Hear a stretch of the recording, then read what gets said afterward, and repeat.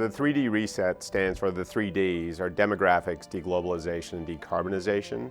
And our view is that those three factors are going to cause long-term, structurally higher inflation than we've seen for the past 10, 15, maybe even 20 years. We came out of COVID, it was sort of the very tail end of what we thought was a 20 to 30 year fall in interest rates and inflation. And we think for a variety of factors, those three being the biggest ones, you're probably over the next 10, 15, maybe even 20 years, are going to see a structurally higher trend of inflation because of the 3Ds.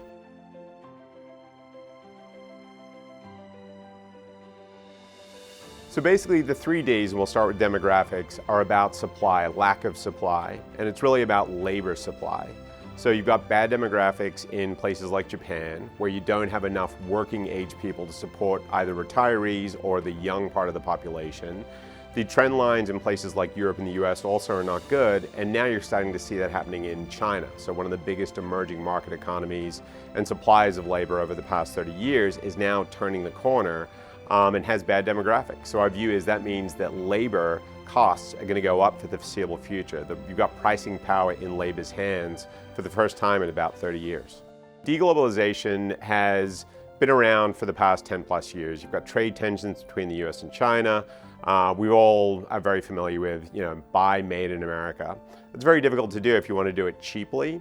And I think what COVID did was sort of make companies realize that you can't rely on one country or one company in one country to necessarily supply the good you need to produce a finished product easily, right? Things may get shut down, tensions may arise between those two countries and they get cut off.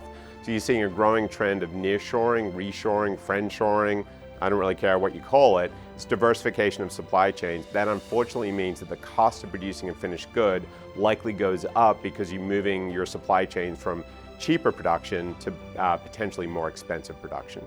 Decarbonization is really around the idea of energy infrastructure, right? We've experienced it here in the US with severe winters, storms, things like that, and you're seeing it in places like Europe where Russia invaded Ukraine and now Europe is cut off from a major source of natural gas in terms of Russia.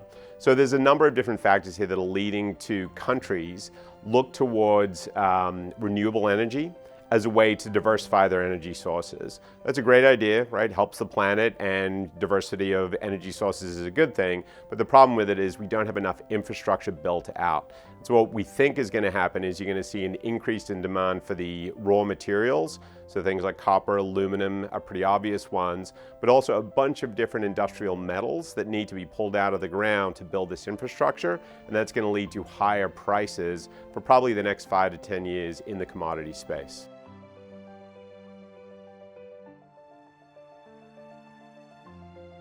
So in different time frames, you're going to see inflation falling and rising. It's going to move with the economic cycle globally as well as domestically here in the US. I think the point is that you'll have inflation moving higher in the beginning of a cycle, right? The economy's recovering, people are getting out there, spending more, and then you'll have it falling as you get to the tail end of a cycle. Our view is that the average, when you average inflation out, you're going to be at a higher level, potentially 1.5 to 2 times higher than we were pre-COVID. And so that has a lot of implications for central bank policy, that has a lot of implications for interest rates, and probably has implications for how people invest. And that's the point of the 3D reset, is sort of bringing to life these factors that are going to lead to higher inflation, higher interest rates, and probably different dynamics within markets than people are used to or have been used to over the last 10 to 15 years.